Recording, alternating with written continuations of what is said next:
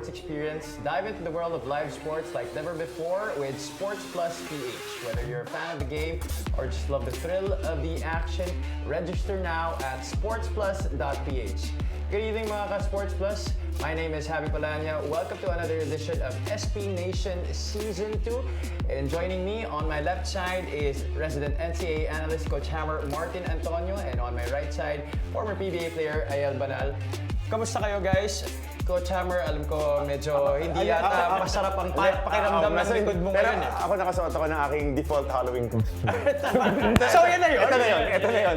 What do you call that? The whole year round. This is the default one eh. Hindi yata Halloween costume, default costume. Parang ito na yung uniform. Parehas lang eh. So wala pinagkaiba. But again, good evening sa mga ka-Sports Nation natin. Ayel, how are you? How has your week been so far? Good. Hump day and then heading into a long weekend. That's right. It's good for everybody. Yep. So before we head into that long weekend, I'm glad that you guys are tuning in. Comment na kayo sa mga pag-usapan natin tonight. It's going to be very, very exciting. That's right. We'd love to hear your comments about the topics that we are going to have for this edition of SPNation Season 2. Let's get into it. Tingnan natin mga pag-uusapan before we head into the long weekend. Usapang NBA muna tayo before we get into the Halloween trick-or-treat tomorrow. First, we have, this is a very funny topic. I'm sure we're gonna have fun talking about the fans roasting the new D-Wade statue that was unveiled in front of the new home arena, the Miami Heat. And of course, for our second topic, we have NBA recaps of games that happened yesterday. And for our last part of the show, we will be talking about our expert picks for 3 out of the 11 games of the NBA happening tomorrow. All right, let's get right into our first topic.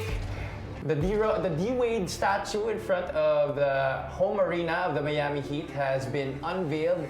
Dwayne Wade is the all-time leading scorer of the Miami Heat and arguably, or actually not arguably, but everybody knows that he has been the best player of the Miami Heat all-time. 13-time All-Star, and this is a guy who has been part of all 3 NBA championships of the Miami Heat alongside Udonis Haslem.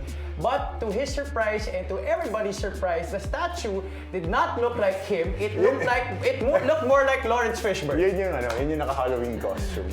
But it's as Javi said, and universally acclaimed as the best Miami Heat player. Mr. Miami Heat. Yan, si Dwayne Wade. Could have been better. Definitely could have been better dahil I don't know what happened. 3D printing exists, but I don't know what's happening with the statues. Cristiano Ronaldo, ganun din nangyari, di ba? But, well, having a statue is one thing. It means that you really stamped your class for your organization. But again, if you're going to get a statue, might as well get the best one. It looks more like Luol Deng now that I'm seeing right now from a different angle. Look at that right there. You're seeing right that on your screen. Parang in-order online, bro. Sa Temu daw, sa Temu. How can you get that? How can you get that wrongly? I mean, this is something I'm sure they've been planning. Pat Riley announced this early this year, if I'm not mistaken. Tingnan mo, close up mo dyan. It does have a shadow of what he looks like, but not really masyadong wide in super close. Masyado, kaya Lawrence. I think they got a problem with yung mga pixelated yung picture. Inlect tsaka yung width nung face niya. Pixelated yung picture nung pinadala.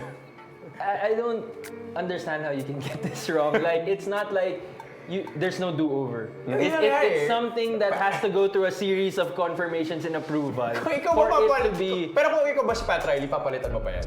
Ooh, syempre, we're in 2024, the digital age. You're for sure everyone's gonna be talking about this eh. And the funniest one that I've seen so far, I live in the comment section by the way. So the funniest one is kamukha daw to ng Heat player pero hindi si Dwayne Wade, si Antoine Walker daw. Like a couple of years ago, kung hindi niyo siya kilala, I played for the Celtics and the Heat. He's a great NBA player, but he is not D-Wade. And so marami nagsasabi kamukha daw ni Antoine Walker with the Heat jersey. It's something that up to now, like I can't figure out and pinpoint. If we have statue experts or sculptors, please do let us please know. Comment kasi hindi ko talaga gets na syempre may series of approvals yan bago for it to be finalized unless na nagmamadali sila, which I don't see the point because other than anything else, this artwork is gonna be immortalized forever. So there's no do-over once na hinain mo na, diba? And so for me, like, what this tells me, if you had like 5, 6, 10, 100 approvals, everyone said yes, yes, yes, yes to this statue. Ano kaya yung final C? Kasi hindi Wade ang final C at saka si Pat Riley definitely. So ako, feeling ko, ang mali dito yung bronze eh. Yung bronze. Dahil kung yung design is the same and the sculptor is the same. Pwede. Hammer daw. Pwede. Oo nga, Lagyan na lang salamin. Oo, salamin na lang. Kaso, hindi na ako gano'n. Tsaka yun yung posing niya na, this is my house. This is my house. Could have been better. But again, pwedeng palitan. Bakit hindi? Tsaka, Right. bronze statue. I mean, di ba? Ako kasi, I'm a big football fan. Everybody knows this. Yung mga pumapasok sa Hall of Fame ng NFL, they got it right the past few years. I mean, you have to get it right. There's no reason to make it wrong. Exactly. At all. So, basta No reason at all to get it wrong. papalitan na lang nila yan. Great point eh. Diba parang it's not like ever since puro ganyan talaga itsura ng mga statue eh. Yep. Hindi, and a couple of years ago, parang I saw this segment from the James Corden show. And ang prank nila is to make a David Beckham honorary statue that didn't look like him. So it was a prank. Ito, parang I was So you're waiting. saying this is close to a prank? I was waiting for like, prank ba to? Or like, it's not April Fools, it's Halloween. So I don't know what's going on. So hindi ko talaga gets. If you would be wearing that costume, that would be the perfect Halloween costume. I mean, imagine the feeling of Dwayne Wade. I'm sure he was waiting for this ever since it was announced, and I'm sure he was looking forward to this day along with his family. Sinabi nga ni Pat Riley, no, this is his day, this is his family's day. He's now immortalized in Heat culture in terms of the legacy of his career. It has been immortalized because of the unveiling of this statue, but because of how it looked like, parang hindi yung career niya yung na-immortalize eh. Parang na-immortalize yung pagkapangit ng statue eh. Yeah, infamy. The line between being famous and being infamous is such a teeny-weeny line. So, we'll see. Papalitan naman nila yan. I guess. But you know, this is quite a hot take. May part ni Pat Riley na medyo pinagtripan niya si Dwayne Wade kasi nga part owner na siya ng Utah Jazz ngayon. Possible. You know what's also funny? Yung reaction ni D. Wade. Though he was polite, di ba? Parang but you can tell na parang he tried his best to really be as polite as he could be.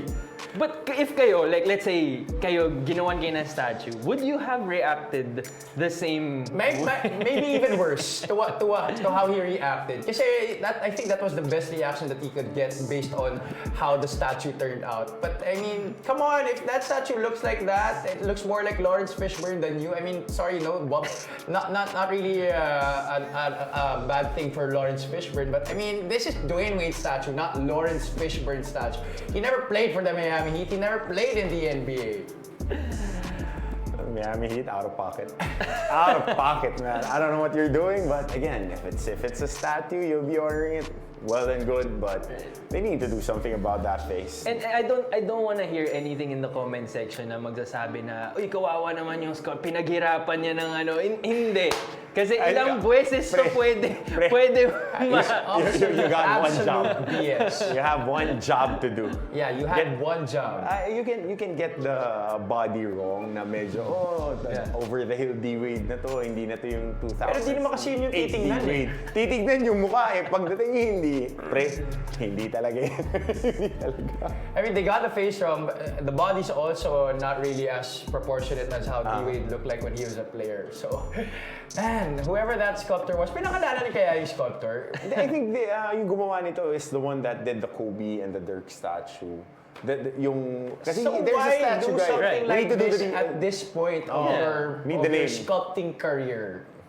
Why? This is just mailing it in, man. I'm mailing it in. I'm doing it for the page.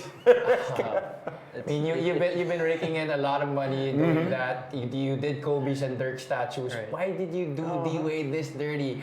Mga ka-sports, we'd love to hear your thoughts about this. I'm sure you have some outrageous comments about this D-Wade statue that was unveiled. Mas maganda pa yung statue ni Cesar Montano sa Machete dyan. Show po. And I'm sure he's gonna hear it from from LeBron. His friend. Oh, yeah, for sure. For sure. The For moment sure. it went viral, for sure he's gonna. I don't know. It's just really so funny that the timing of all this had to fall under the Halloween season. Sobrang katatawanan lang talaga. Sakto-sakto. I'm sure a lot of people will go with that kind of costume. Maybe next year, if not this year's Halloween. No? All right, let's move on to the next topic. Enough of the fan reactions on Dwayne Wade's statue. Let's take a look at the games that happened in the NBA. A recap of yesterday's NBA games. First, we have Dallas versus Minnesota. Of course, a battle of the Western Conference Finals last year, and Dallas ended up on top, 120-114. Kyrie Irving showed out with 35 points. Anthony Edwards led the Minnesota Timberwolves with 37 markers. Their thoughts on this game, gentlemen? Well, Minnesota was built to compete against the Denver Nuggets. Don't get anybody wrong, they did that, but they had problems with two guys against Dallas in the Western Conference Finals, namely Robert Gafford and Derek Lively. Athletic big guys that can take it to the cup and does not respect Rudy Gobert as well how they showed it today. Meron silang dalawang shot makers and shot creators, and then you inserted Klay Thompson as their fifth guy, and Najee Marshall. Oh my goodness, this guy plays some good defense, and that Dallas team really improved. And Klay Thompson looks happy because he didn't need to really do a lot of things. Catch and shoot, specialty of the house. Di depensa, tas meron silang mga defensive players. But again, it's the big guys. The big guys ako. I really enjoy watching Gafford and Lively. Paulit-ulit ako whenever we talk about Dallas kasi Luka will be Luka. Yung mga nakukuha niyang calls niya, and everything looks like in cruise control para kay Luka Doncic. Kasi sobrang bigat niya and he plays on his own pace. Tumatalbog yung mga bantay, pagko-contact, tapos konting flail ng kamay, superstar calls na eh. So tingin ko silang dalawa ni Jason Tatum yung naglalaban for MVP this year. But again, and Kyrie is... What else can we say? You give him the ball, he would create shots. And on the flip side naman, Anthony Edwards started waxing hot from three. I think he made 5 or 6 Six out of 8. 6 3-pointers to start off the ball game. No, the first quarter. First quarter alone, alright. Oh, tapos on the third quarter na yung pang pito niya na 3-point shot. But again, you need more from these guys because you traded a big piece of what you're doing, Karl Anthony Towns.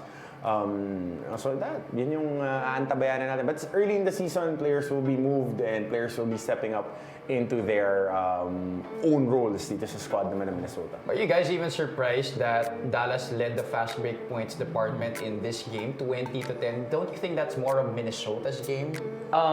Well, for me, obviously, like what you mentioned, this was the Western Conference rematch, and both made some off-season moves to beef up their team.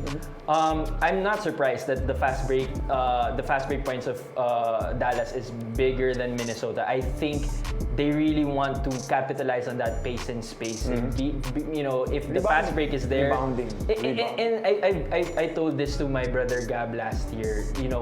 Ever since we saw the success of the Mavs, they have both the toughest bucket and the easiest bucket in one team.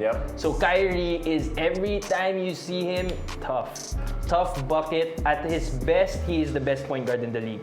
And you have Luka, and compared to KD is also an easy bucket.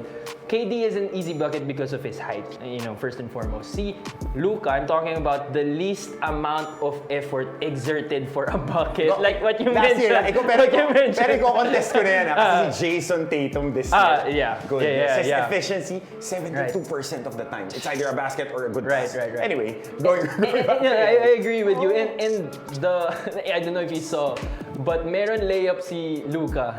Nakatayo! Ginanon niya lang. Akala ko ilalab pass nga kasi mayroong trailer yung He's bigyan. really making the game so easy for him. And for other people, many think na parang medyo boring yung laro niya. Pero kasi that's just how great a player that he really is, that he plays at his own pace like you mentioned, Coach Hammer. Actually, we saw somebody who plays a lot like this in the FIBA Asia. The latter stages ni Fadi Al-Khatib, he was not more about speed, he was more about strength.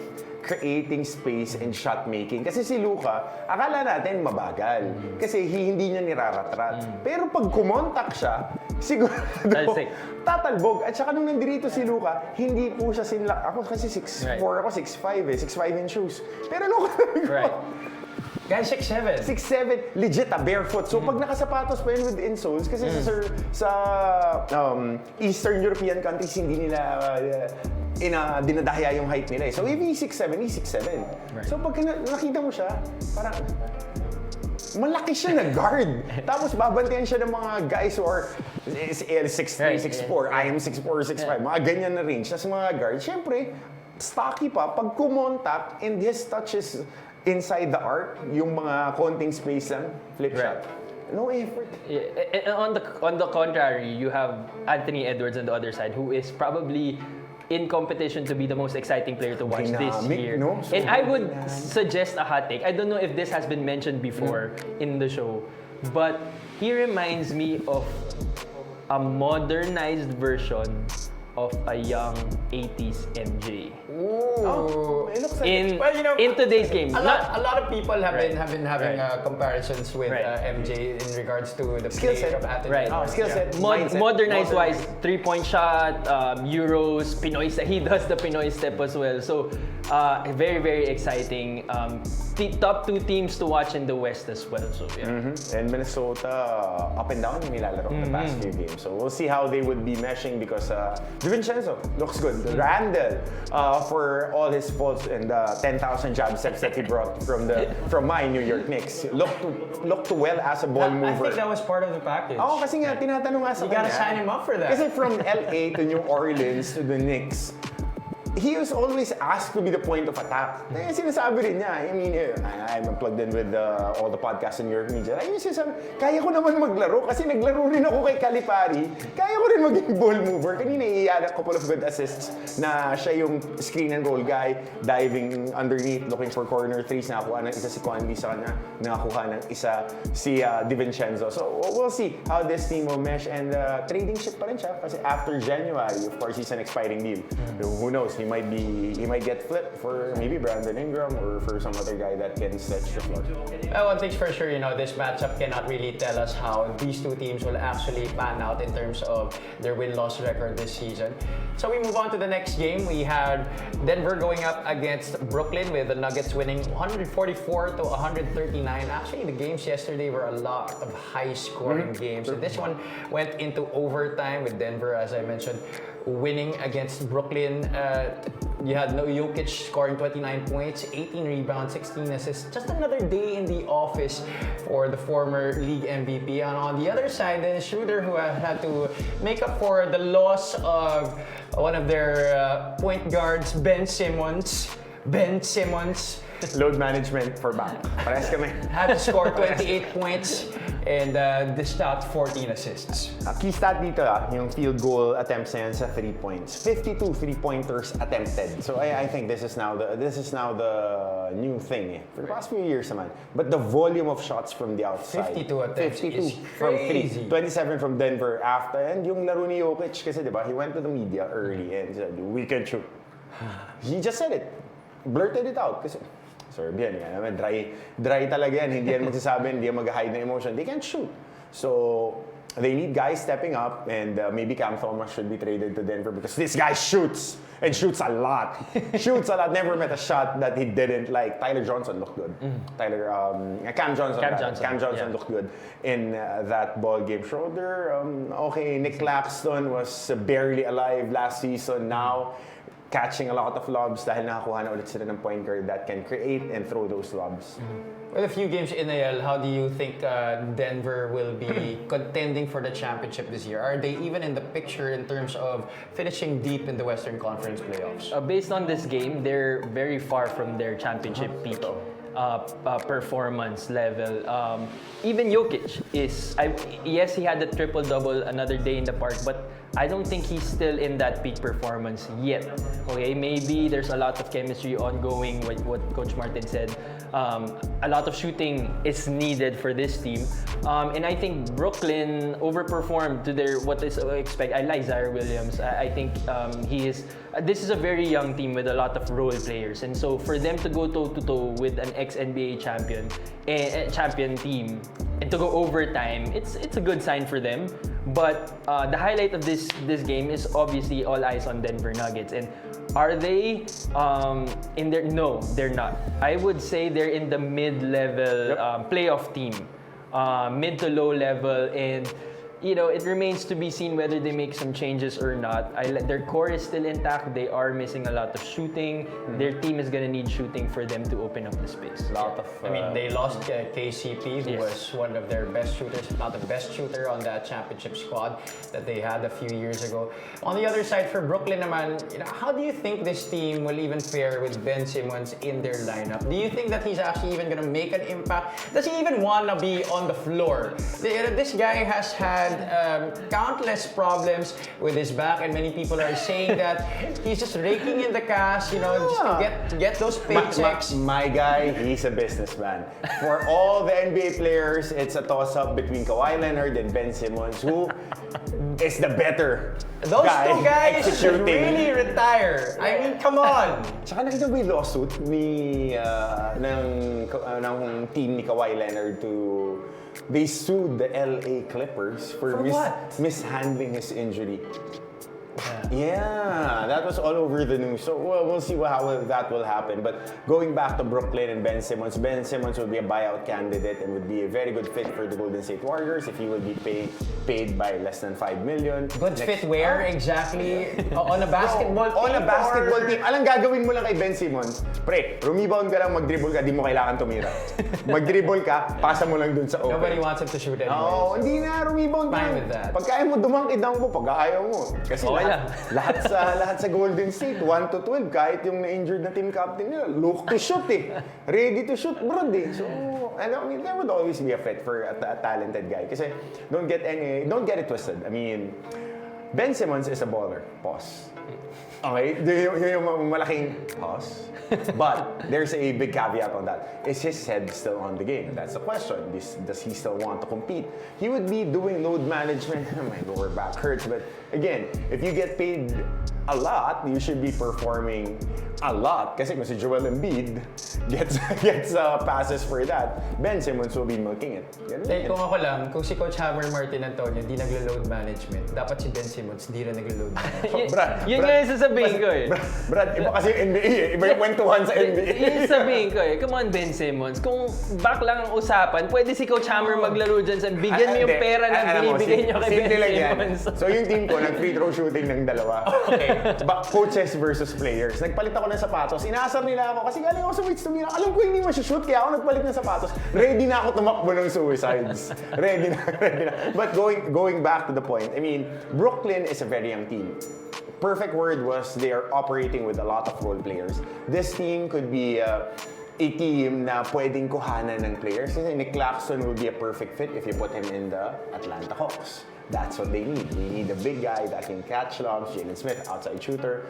Hindi naman sila ganun katangkad, but they're filled with 6'7", 6'8" guys who are very young. So may mga role players around them that can be traded for future assets, and Ben Simmons can still be flipped for future assets, provided that his head is in the game. But that's a big if.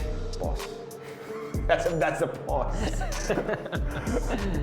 All right, let's move on to the next game. Sacramento versus Utah. The Jazz lost to the Kings 113-96 with Sabonis leading the way, 28 points, 11 rebounds, 4 assists.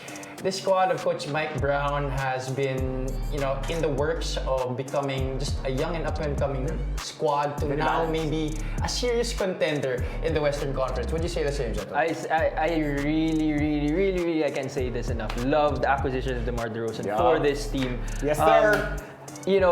They're young. They've been competing head-to-head with the Warriors, head-to-head in the West. They're fine in the West. And for them to get a DeMar DeRozan type of player who we don't need you to score 40 every night, but if we need a bucket, we'll just give it to you and go get a bucket. With Sabonis, with Fox, with Murray, like it's a perfect fit for them, and I'll put them into a mid even. I would say this. They're not a sure top contender, but they're for sure a dark horse that can surprise people in the playoffs. I like how their team is built. When it comes to, syempre, they matched up against the Utah Jazz, but obviously Sacramento is a team to watch for this year. Yeah, solid squad dahil nga lumiliit ng NBA. Top 3 ba? Top 5 of the best 5 guys on the floor right now is the Golden State Warriors with Kevon Looney and 4 guards, Gary Payton Jr. And whoever is in that Golden State when healthy pa si Steph. And with this squad, going back to Sacramento, you got a 7-foot guy who can bring down the ball, who runs like a gazelle. Ang sarap panoorin niya sa bonus. Ang ganda ng dexterity niya. He creates spaces. Kanina ang dami niya yung mga downhill drive, extra pass, hockey assist, going to Keegan Murray, corner 3. And then DeMar DeRozan can shift into 4 pagka smaller lineups, and they will just punish them on the block. Kanina ang dami niya yung mga midi na turn around, fade away, one dribble, pull up, and then De'Aaron Fox is really maturing as a playmaker. So that's a big development for them. Yung Trey Lyles, underrated pa. Kasi he is a stretch 4-5 that can rebound. Malaking bagay yan eh. Mga Bobby Portis type na. Sa Bobby Portis kasi crazy. Pero ito, Trey Lyles can be a shot maker. And ever since, he has been a very good role player. And the pieces fit. And they're a very good defensive team. That's one thing that is vastly improved. Dahil healthy bodies na ngayon yung nasa kanila. And si Herter pa. So malaking bagay. Kasi they have shot making. In the NBA, if you're attempting at least 43s and you're making at least 30 to 40% of those, you're in a good spot. But you know what I want to talk to you about the Sacramento team is with Coach Mike Brown at the helm. I think you talked about the maturity of De'Aaron Fox, but we know that Coach Mike Brown was able to coach Cleveland in the past. But for me, stepping into the Sacramento head coaching role has really highlighted how much he has grown as a head coach. Yeah, true. And of course, galing sa Popovich coaching tree. So the philosophy is you make your fundamentals your backbone, make it easier, have a big guy that you can revolve your offense around. Kasi when he was coaching LeBron was playing 4. Especially in crunch time minutes. So, meron siyang isang stretch 3 na mag-roam, and then LeBron will be on the 4. They would take him on the block, passer. So, laging ganyan eh. Ganyan yung mga nagiging theme ng mga Popovich coaching tree. Kahit ngayon eh, si Ime Udoka, ganun yung ginagawa, di ba? So, dyan ang gagaling. So, they're always there. But again, it's in the fundamentals. And it's the buy-in, which is the most important part. If the players buy into the system, everything will be a work in progress going for the better instead of just working and not progressing. Alright, let's move on to our last game para sa ating NBA recap. The Golden State Warriors were able to conquer the New Orleans Pelicans 124-106. Golden State playing its Golden State basketball at its finest, 21 threes out of 46 attempts and grabbing 44 rebounds. Buddy Hield has been looking really like a nice fit for this Golden State squad. Gone with the old, in with the new. No more splash Changing of the guard. Splash buddies are here. I am Splash loving it. bud. Splash buddies are here, and I say buddies because yes, kahit injured si Steph, Lindy Waters was just. Grabe, no? Yeah. Meron So, pa siya, pull up in 3. Oh my gosh. Like, Ball reverse pang swing. Back to back. this team being my team, I'm super excited. I'm also crossing my fingers, hoping that this is not just a first Aberration. part of the season type and mawawala, inconsistent na yan. But I'm loving it, you know. Yes, we lost Clay, but at the same time, Buddy Hield has been a perfect fit, like what you mentioned. Buying some time for Steph to, this is good reps for the newbies, for the newcomers, and so you know, I'm in the wishful thinking part of the group that's saying that yes, we can still compete in the West with the best of them, and so this is a good sign for it. Yeah. Well, defensively, that would be the main thing that needs to be addressed because Draymond Green is not getting any younger. They can get they can go big. With Looney, Wiggins, Kuminga, who... Kanina pinanonood ko yung game. Pinanonood ko yung full game. Hindi ko alam kung kanino ko mas napapagod. Pag pinanonood ko si Kuminga o pag pinanonood ko si Brandon Graham. Ay, si Brandon Ingram rather. Brandon Graham of the Philadelphia. Why do you say that though? Yes, kasi when you look at Jonathan Kuminga, this guy is getting built up. Built up as one of the more athletic small forwards, power forwards. But whenever he catches the ball, he doesn't know what to do. Diba? Kasi screen and roll guy, 4 guy ka sa ganyang system. It's either you need to make that quick decision, make that quick pass, or once you go downhill, which is he is at his best, going downhill, crashing, and just getting offensive rebounds, and making points, shooting the corner 3, playing up-tempo. Yun yung best fit sa kanya. And he needs to watch a lot of Andrew Wiggins tape. Yun yung laro na pinaka-fit sa kanya as a 4 guy. Diba? On the flip side naman, Brandon Ingram, I mean, efficiency. We were expecting him to be an efficient scorer coming out of Duke. Has size, has a little bit of a handle, but his favorite shot is shooting over smaller guys that defend him. When a bigger, quicker guy at his range, yung mga 6'8" guys na bumabantay, hirap na hirap si Brandon Ingram mag-create ng tira. Nakita natin yan in the Worlds dito. Nung mga kalaban yung mga international players who are dotting his shot. It's not about blocking it, dotting. Kasi kahit mahaba si Ingram, favorite niya yung mga mid-range na baback down ng isa. Titira ng malambot. Hindi niya idinidin. Buti na lang may Zion Williamson. Ang mahirap lang dito, natamaan pa si Herb Jones kanina. So, one of their main defensive guys, one of the most versatile combo forwards that play center for them right now. So we'll see how things will pan out for them, and hoping for the best because I like Herb Jones. I really like Herb. But if you actually look at the roster of the New Orleans Pelicans, it's actually not so bad. The problem is a lot of the key guys are injured. DeJounte Murray is out. CJ McCollum is not playing his best basketball yet. So, you know, this is something na... Pause. CJ McCollum, parang nung nasa Portland ko pa siya huling narinig na naglaro ng best. But again, as a fan yun Right. Kasi we know how CJ plays. Love we know how he plays off ball. And nung naghiwalay silang dalawa ni Damian Lillard, parang medyo naging different yung dynamic of their game. But again, maganda nga yung roster nila, a lot of injuries, but a lot of square pegs trying to fit in around the hole yung team nila. So, wala pang center. And I would put, you know, I don't think CJ McCollum and Brandon Ingram are a perfect fit. They're two of the same persons. Like, bucket getter, but also They need the leeway basketball. for bad shooting nights. But I want to zero in on Zion Williamson. Will we ever get to see the expectation of him being better or the same caliber of a dominant LeBron James from here on out? We should be throwing that comparison away because that's a very tall order. Yeah, Number one. No, I'm just talking about not GOATA level, but more of like dominance, Physical asserting. dominance. Yeah. We've seen him be physically dominant, but the question is how is he able to sustain it? Yes. For the first time in a long time, for the first time in this contract.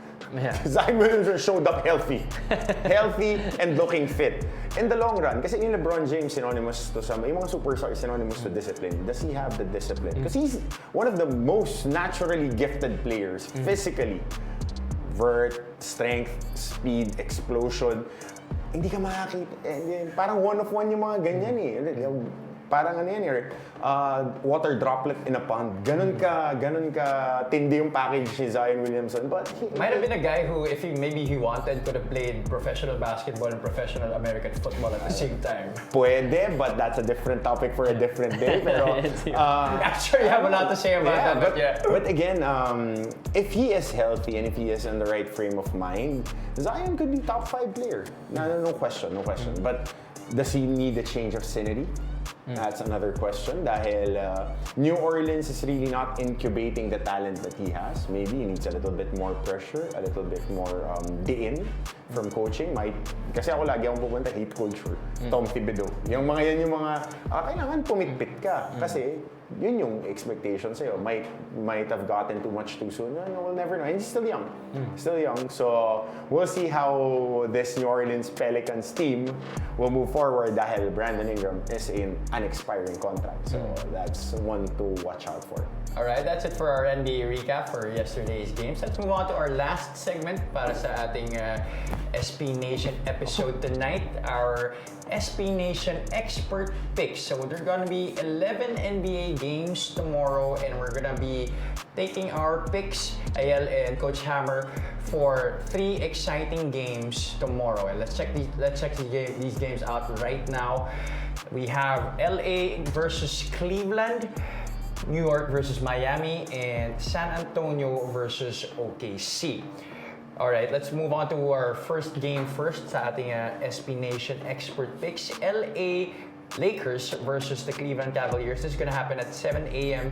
tomorrow. LA is at 3-1. Cleveland is 4-0 so far, and their last game was a win against the Knicks, 110-104, while LA lost to Phoenix in a very tight game, 109-105 yesterday.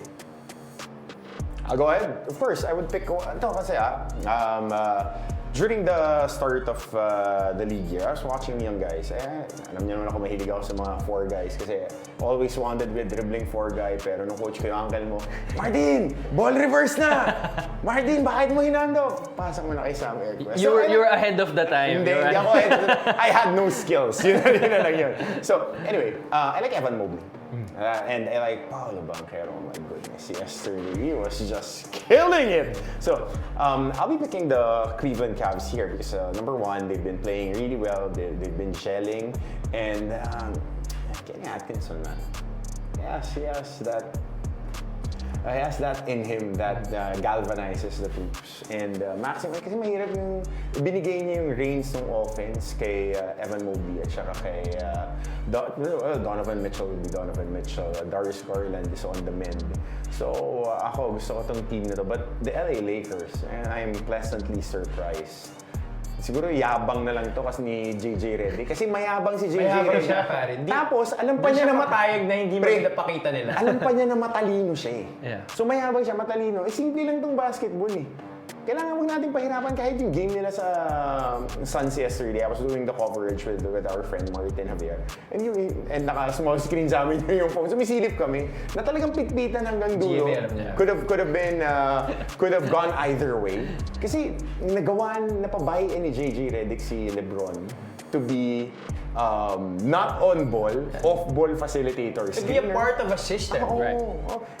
That's crazy. Kasi ang sarap nila panoorin ngayon because last year, obviously, Darvin Ham wasn't coaching shit. So, right now, JJ Redick has been able to get LeBron to buy into something that both he and JJ believe in. Kaya ang sarap nila panoorin the ball movement. Actually, the ball doesn't really stay with one guy for so long. Yeah, natuto rin sila maglaro. So, Coach Hammer, you pick Ako, Cleveland ako dito. Cleveland ako. Ayel? I picked the Lakers. Not para lang magkaiba kami. Baka mamaya same kami. But my pick is the Lakers only because, like what we've talked about last week, I really like their system currently. And to put LeBron James as a playmaker from a pick and rolling point of view, to be honest, I think we've all been fooled. And I think during their podcast, they were cooking up this up already. Oh, so it wasn't a JJ Redick thing. I think it was a LeBron and JJ Redick thing. Finally, somebody said it. So you know, again, they have big plans this year. Pinag-usapan nga namin magkakapatid si Juan tsaka si Gab na sa lahat ng off-season moves na ginawa nila, kahit hindi natin i-admit para makuha si Bronny, kailangan nila panindigan ngayon yung pick na yun. And so LeBron is gonna play his best. JJ Redick is gonna, prove himself as a coach. AD is playing well. And so I think the Lakers are on a roll. They came from a tough loss from the Phoenix Suns. I think if there's anything, an opportunity for them to have a bounce back win, it will be against the Cleveland Cavaliers. Tapos dadagdag ko lang to kasi si Jackson Hayes, all-state wide receiver, ang sama mag-basketball. Si JJ Redick, nagawa niyang serviceable at natatandaan ni Jackson Hayes yung mga plays. Yeah. Surprising, ako surprising. Kasi akala ko mag-NFL na to eh. Kasi di ba 6'10 wide receiver. Tapos nung last year, parang may usap-usapan na sa... Kasi ang tatay nito tight end, so may usap-usapan na, baka pwede mag-football na to. Gagawin na offensive lineman, malaki. Sabi, hindi si JJ Redick yung coach. Yabang eh. Well, you know, So, there's been a lot of talk about how JJ Redick has been able to put a lot of confidence in each and every one of his players. So, kahit sinong ipasok niya ngayon, makikita mo talaga yung change dun sa way they play. And Jackson Hayes is a good example of that. And maybe we'll see it from Bronny this season. Tsaka best player nila, finally, Anthony Davis. Yeah. Yes. Anthony Davis. And if Giannis Antetokounmpo needs to watch a few films, it should be how Anthony Davis is decisive on that screen and roll. Alam niya kung kailan siya titira ng short jumper, alam niya kung kailan i-ball reverse, pero pick ko pa rin Cleveland Cavs kasi gusto ko si Evan Mobley. Okay. Good. Okay, so Coach Hammer went to Cleveland, Ayel for Parang the hindi LA yata Lakers. expert pick yung mga pick ko, laging fan pick eh. Fan pick parati, lagi Bias pick yata to eh. Laging yung yung investment ko na, maganda yung lalaro ni Evan Mobley this year. I mean, 4-0 sila. Like, yeah. I think you guys both backed it up naman why you picked your respective squads in this matchup between Cleveland versus LA. So let's hope that many of our Sports Plus fans agree with your picks Pwede dalawa manalo, pre. in a more objective manner. Pwede parehas manalo eh. Okay, let's move on to our next game para sa ating expert picks. We have the New York Knicks facing up against the Miami Heat. New York is 1-2 while Miami is the reverse, 2-1. Last game for the Knicks was a loss to the Cavaliers, 110-104, while Miami won versus Detroit 106-98. Coach Hammer, I'll go Okay, first again. I'll go here first. It's not a good week for New York sports. Okay, number one, my Jets absolutely suck. The Yankees are 0-3, and then the Knicks are iffy. So I drafted Carl Anthony Towns on my fantasy team and I've been very disappointed so far. but yun nga eh, early returns show that it's not a good fit. But there's always a light at the end of the tunnel. There with OG Anunoby has been healthy and looked really good in that system, being that smaller ball 4. Dun sa kanilang sistema, Jalen Brunson is still looking good as he should with the keys to that engine. But they need a lot more shot making and rim protection. Dahil ang ginagawa ngayon ng mga kalaban ng New York Knicks, kung tulin lang tatlong laro, niraratrat lang sila, dadalhin sila sa ilalim dahil maiiksi, shooting over the defenders, yun ang ginagawa nila. So, we'll see how rim protection will be addressed dahil isa na nga yung legit nilang big guy who is a shot blocker. Hindi pa nga siya shot blocker si Kat eh. So, we'll see. But, Knicks yan. Naniniwala pa rin ako. Is this an expert pick? Wala po ako expert pick unless na Pag si Coach Hammer yung guest natin, fan picks ibahin na natin dapat yung fan picks. segment No, na to, pero hindi na expert picks. they're playing inconsistently, especially with their outside shooting. So we'll see if the trend goes. Kasi first game nila masama outside shooting, second game maganda, third game masama. Hopefully maganda yung outside shooting. But at least you're at 500 figuring things out. Mr. Banal, do you agree? Or this do you pick to go against the pick, the fan pick of Coach Hammer? This would be my expert objective pick. I don't like Michael Bridges' shot. That's why I think the Miami Heat will win. Bakit yan lang yung bago, no? I'm still curious eh. Again, you know, whoever is Michael Bridges' shooting coach, that guy should be fired. Fired, retired from the game, everything. It's just downright wrong. But yeah, going back, no, I will side with Coach Hammer here. I think the Knicks are very, as expected, it's a new team. Coach Tibbs' primary priority would be defense, and they won't have that now. So it's gonna be iffy, it's gonna be rocky for New York Knicks fans in the beginning. But I think they're due also for a win. I think they're a good matchup against the Heat. I think we will be able to see a good play for Karl Anthony Towns matching up against the Heat coming this game. So yeah, my pick would also be the New York Knicks. Ang question ko dyan, sino ang top 3 players ng Miami? I mean, Jimmy, Bam. for one. Bam Adebayo. Bam, and you think Hawkins would be the third guy? Or any Tyler. of the... Tyler Hero should be the third guy. Should be. But again, Should be the Should third be. guy. should be. Kasi parang yun yung missing link tumatanda yung roster nila. I mean, they've been expecting a lot from Jimmy. And Bam would always be Bam. He would be an undersized center that is multi-skilled, can shoot the outside shot, can dribble and have mini Anthony Davis nga. A healthier Anthony Davis with less skill. Ganun yung comparison. It's actually interesting to see their team this year because we've been so used to seeing Miami in the recent years being, that young team with up-and-coming talent. And right now, it's a bunch of old guys already getting into the latter part of their careers. And then the young guys, like we expected, like Tyler Hero, not really delivering at a very consistent manner. And again, this team has performed and has quote-unquote succeeded in the past, heading into the finals twice, diba, against the Heat and the Nuggets. So it might be a case of, are they losing their window? There are rumors that Jimmy Buckets he's in the trading block, or there's that, and so it's a lot of gray area with this team. And so it remains to be seen how the season progresses for them. Alright, so despite the lower record, both our panelists are going with the New York Knicks for this matchup against the Miami Heat. That's going to happen at 7:30 a.m. tomorrow on Halloween. Let's go with our last game. The San Antonio Spurs will be facing the young and upstart Oklahoma City Thunder. The Thunder has been good as advertised, 3-0, winning their most recent game against the Atlanta Hawks, 128-104, while the Spurs are 1-2. Their last game, a loss to the Houston Rockets, 106-101. Coach Hammer?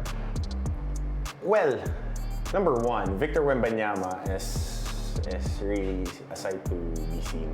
But watching the games this past few weeks, parang meron na ako nakitang trend na paano hinahandle ng NBA si Victor Wembanyama. He spent time in the weight room, yeah, but Dillon Brooks showed us something that if you can crowd Victor Wembanyama and let him shoot those contested threes, bababa yung efficiency niya. That's why his averages are low. Nilalagyan siya ng athletic, tough guy that can stay in front of him. They veered away from, mas ginagyan natin ng malaki that can combat yung mga Gobert, that can contain his length.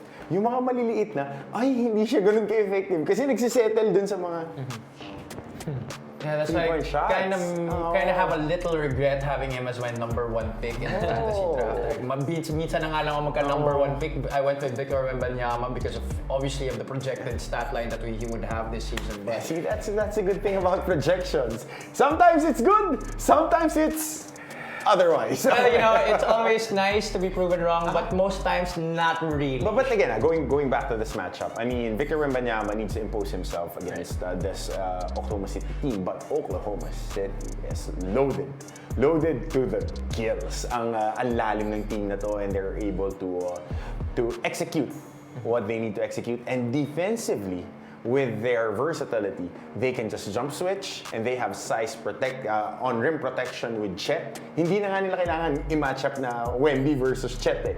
Pwede na maging backer na lang si Chet on the defensive end because they are filled with 6'7", 6'8" guys that can bang and move their feet. And multi-skilled could also shoot from the outside. And of course, there's SGA, arguably the best point guard now in the NBA. Ayel, what will be your pick for this matchup? Do you side with Coach Hammer's thoughts? We've been talking about the Mavs and the Wolves in the West. Let's not forget the Thunder. They're up there with them. Also, we've been talking about, Coach Hammer has been talking about Luka and Jason Tatum as the front runner for the MVPs this year. Let's not also forget SGA. SGA has been SGA, also arguably an easy bucket. SGA plus, diba? And my pick would also be the Thunder. I think the Spurs is, without saying it bluntly, but the Spurs' priority is to get to get reps for their young guys, the AKA Victor Wembanyama this year. They're not trying to, realistically, they're not trying to win the NBA championship this year. It's just, the Chris Paul acquisition was for to player development, and so. And that's not to say that they're not going to try to win games, but compared to the OKC and their priorities, they are a championship contending team, and so that's why I will pick the Thunder. also at the same time, last year when Chet and Wemby went head-to-head last year, they were going at each other. Yeah. And so I'm excited to see something happen. That matchup. Yeah, this matchup, although they're, the Thunder, they're very deep, I still would want to see them going at each other's throat this game. Well, with the season under their belt, I think it's gonna be nice to see. And I think they know that people want to see fireworks sa kanilang side ng matchup. Parang, shock David Robinson. Pero ngayon, minus 280 pounds. Yung matchup, papayatan. Chet Holmgren sa Victor Wembanyama. Iba na kasi yung laro. Parehas na may outside shot. Pero parehas pa rin rim protector. Yeah. Alright, so just to break it down to you for our first matchup, LA versus Cleveland. Magkaiba ang picks ng ating mga panelists. Coach Hammer went with Cleveland, Ayel went with LA. Our second game, New York versus Miami, they both went with the Knicks. And in our last matchup para sa ating expert picks, San Antonio versus OKC, they went with the still without a loss OKC Thunder. So, yung panonorin ko kasi yung laro ng Orlando eh. I'm a big Orlando man. Well, Paolo Banchero just had a spectacular Grabe si game. Kwenta. Pero more than that, yung physicality nila, yung Jalen Suggs, Cole Anthony, kahit sino ipasok, parang nanonood ng ANC, nagugulat yung mga ba't po may pressure doon? 94 feet. Kasi ngumangat-ngat natin, tapos kahit sinong isab. Parang medyo comparable nga sila sa OKC Thunder. Back sila ng back. And they're filled with shot makers, sorry. Yun yung dalawa kasing players na yun yung tinitignan ko. More than, kasi ang top, Tatum, Doncic must see, and Anthony Edwards must see yan pagka naglalaro. Pero yung mga league pass, kasi kumuha na ako ng league pass, James. So whenever it's Orlando and the Cleveland Wait, Cavs. ngayon ka palang kumuha ng league Ngayon pass? lang kasi ayaw mo. In your whole life? Hindi, dalawa na. Parang hard to believe, Coach Hammer. Hindi, kasi after I got married, iniwan ko yung TV ko sa kapatid ko. So, yan pala yung experience. pipili lang ako ng isa. So, I now understand. Naka-NFL league pass kasi Ayan. ako. So, mamimili lang ako kasi ngayon, dahil manganganak na yung misis ko, may time na ako magpuyat, panoorin lahat ng games ng dalawang leagues. But must see TV yung Orlando. They actually remind me of the Kings 4 years ago. When nagpapakilala pa lang sila. Kagat yung mga players nila eh. No? Nakakatawa. Tsaka pag sa NBA, medyo nakikita mo na ngayon, Utah, gusto nito ng Cooper flag. Ay, San Antonio, mukhang gusto ng Cooper flag nito. Tsaka malakas yung draft class na packet. Yeah. Definitely more than the recent draft class that we had. Okay naman si Shea kanina. Pero yun din. Yung Atlanta may template na sila. Na may isa silang skilled player, pero yung yung apat na kasama, hindi marunong mag-dribble. Kaya 10 turnovers yan si Trae Young nung isang araw. But they have injuries with Bogey and some of their key players. So we'll see. Well, I hope you all were locked into the conversation that we had for this evening's edition of SPNation Season 2. We're gonna check out some of your comments that you had for our live stream. Tingnan natin ang ating mga comments ng ating mga fans. Power Max said, medyo tinatamad pa si Jokic pag playoffs will be a different animal. Yun ang aabangan ko. So medyo tinatamad pa pala yung triple-double, no? 29 points, 18 rebounds, 16 assists. Nag-champion nga, nagpahin na si NBA. Tinatamad eh. Mas good job. Ganun lang eh.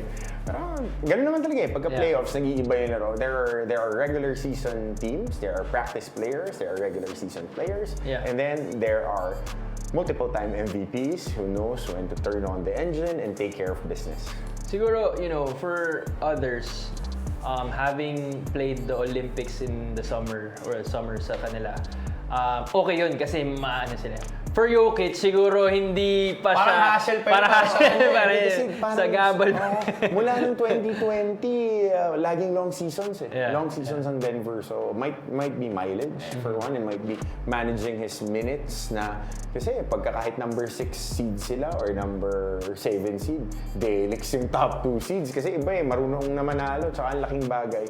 Pero they're a move away. Meron sila mga trading pieces and MPJ, and even if I don't like to trade him, Aaron Gordon might be on the block. Kasi that guy's a dog. Certified dog. And pagka gusto nyo lang po malaman, tignan nyo kung saan nakatira si Aaron Gordon. Malalaman nyo bakit ko siya gustong-gusto. Bakit ko siya gustong-gusto. Tsaka siya yung pambantay kay LeBron siya kay KD. Diba? Siya yung parang wing defender talaga. Kasi more time in the Olympics for Jokic means less time with his horses. Yeah. And pag hindi masaya si Jokic, mahirap. Ito game plan for the Nuggets. Gotta keep your top guy happy, right? Game plan for the Nuggets. Acquire some 3-point shooters, like Coach Hammer said. Have Jokic have a longer Christmas break. November, December for his horses. And balik siya after the Christmas break. Ready na yan. Yan ang suggestion ko para sa Denver Nuggets. Might be the formula for success, especially right now that they're gonna try and get that NBA championship on their side again. Alright, thank you, Power Mac. Let's move on to the next comment. Dropping Dimes Events Manila, thank you so much. Ang layo talaga ng statue sa itsura ni D-Wade. No kidding. Pero art is art. Baka abstract lang kaya di natin gets. Impressionist. Yung ano. I would like to call on all the art enthusiasts watching. If there are itag niyo si Javi. So, Si Javi, itag niyo siya mag-umabit. please enlighten me on how this is abstract and how this is still appreciating art. Because I am in no way appreciating the statue that just came out at all. Dropping Dimes, I know you were joking because of your emojis. But hindi. Hindi ako mag-a-agree sa kami. Hindi to art. This is an honorary gesture for Dwayne Wade. And if it doesn't look like Dwayne Wade, I don't know what could be more offensive than that. So, and kaya nila ayusin eh. Pwede pa naman eh. Diba? Would you agree if they admit na parang okay, hindi ka mukha, ayusin lang namin konti? Yeah. That's fine. That's fine. Diba? Yung statue Everybody's gonna get to move on from that. I mean, obviously, it's something that will be talked about for a long time coming. Kasi wala eh. Mali na yung ginawa ninyo eh. So, but you can still correct it. May nag-vandal. Kailangan natin palitan. Yan na lang, diba? Pwede. Kunwari na lang eh. No? Pero Brad, sa Pilipinas yan, papadaanin na sa Congress. Uy, bagong project. Okay, back to the ball game! Thank you, Dropping Dimes Events Manila. And please, at Pat Riley, please change the statue. Please. Next comment. Mas kamukha pa ni Dwayne Wade yun. Si Jacko! Pre! Palalo yan. Comment of the I think the comment of the night. Oo. Christopher Dinglasan, thank you for that. It's Jack Ma statue. Doon lang pala makahanap si Jack Ma, no? Para masingin lang ng tops eh. Grabe, no? Kalbo na pala si Jack Ma ngayon. Oo nga, tsaka lang ng katawan. Oo. Sakto pang It's my house pa. Jack Ma x Lawrence Fishman. Yun talaga yung statue. Simpang eh. That's the jawline eh. Alright, thank you so much, Christopher Dinglasan. Do we have one more comment? I think we have two more. TT of Manila said, great to see JC playing well. Sana in the future we can see JC and JV play together para sa Bayan Laban Pilipinas. Yes. Oh, yeah. Ganda ng laro ni... Pwede bang sila maglaro? Well, technically hindi pa. But we're hoping that somehow FIBA would side with us when we make another appeal for JC to play as a local dito sa Pilipinas. You know, kind of like what the FIBA has done with Eric Gordon and what country is that he played for again right now? Bahamas? Bahamas, yeah. And all the other NBA players, despite representing different countries during the start of their careers. Ako naniniwala pa rin ako kasi nakalaro si Davon Harp, si Sunny Alvarado, at saka si Rob Parker dito sa Pilipinas. But we are not FIBA. Pero ang ganda nga na nilalaro ni Jordan Clarkson. Pro talaga kasi they have pieces in Utah. Walker Kessler, Filipowski, ganda na nilalaro ngayon, ang lalaki nung. Pati asawa ko sabi na asawa ko, ang lalaki nung white boys ng Utah, naggamit sa kotse, di sinundo ko siya.